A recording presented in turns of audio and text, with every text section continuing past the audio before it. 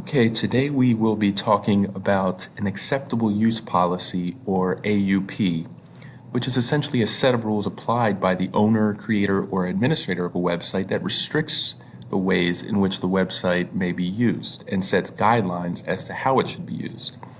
So school websites need to have an AUP in order to ensure compliance with government regulations and to protect the institution from civil lawsuits and criminal charges for inappropriate online behavior. It's essential that companies cover their assets by establishing and enforcing clear rules governing computer and network usage. And policies are also needed to protect the security of the network and to prevent users from introducing viruses or opening their systems and the entire network to attacks. So while some schools in Prince George's County have developed their own AUPs, as we see here with Suitland High School,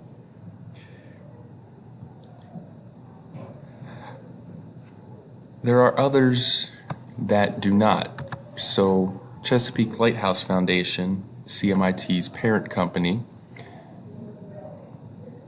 you will not find an AUP for their site. And then if we were to go to CMIT North High School's website, we would not find an AUP there either. So what that means is that CMIT defers to the county's policy for acceptable usage.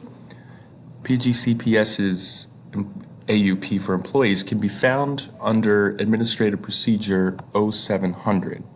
So if we are in the PGCPS staff portal, we can go to alphabetical links, Administrative Procedures, and they're listed numerically. So 0700,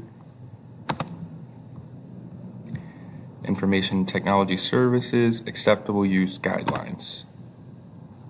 And then that would lead me to the PDF with the acceptable usage guidelines.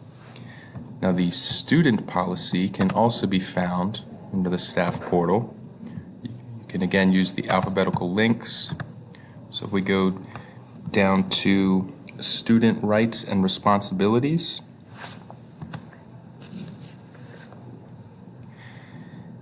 and we'll open that up.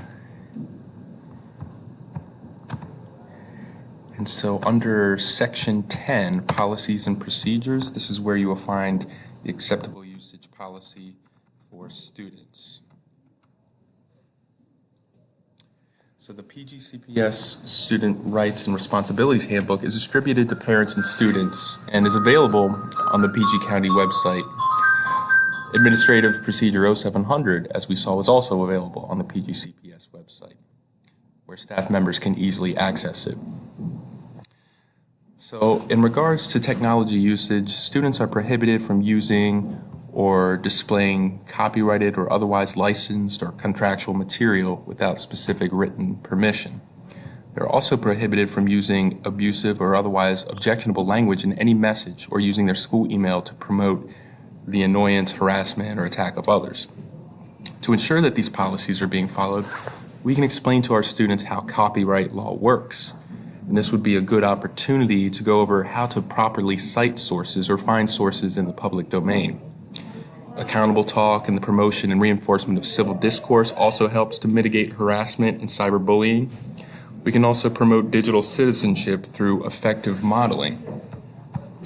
So Standard 5B of the ISTE Technology Coach Standards on digital citizenship address this. So we look at 5B. It says model and facilitate safe, healthy, legal, and ethical uses of digital information and technologies. So as teachers, we do this regularly, whether or not we are conscious of it. Sending a formally written email or starting an online discussion with proper etiquette would be just a few of the ways that teachers model digital citizenship. So as teachers, we should all take the time to review Administrative Procedure 0700 and see where we stand and assess whether or not we are adhering to all guidelines. This would be a good opportunity to review how we create slideshows and appropriate the work of others in regards to copyright law. And we'd also want to make sure that release forms are retained if we have photographs of students that are published online.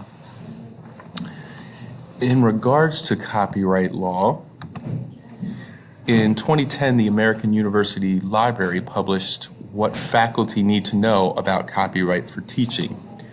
This resource is a great starting point for teachers in regards to determining what is and what isn't covered by copyright, and just exactly what copyright law is and how it works.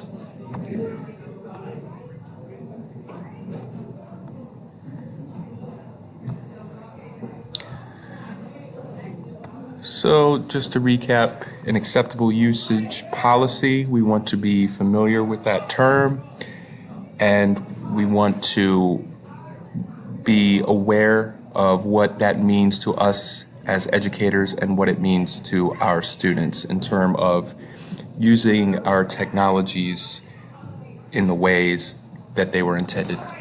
Thank you.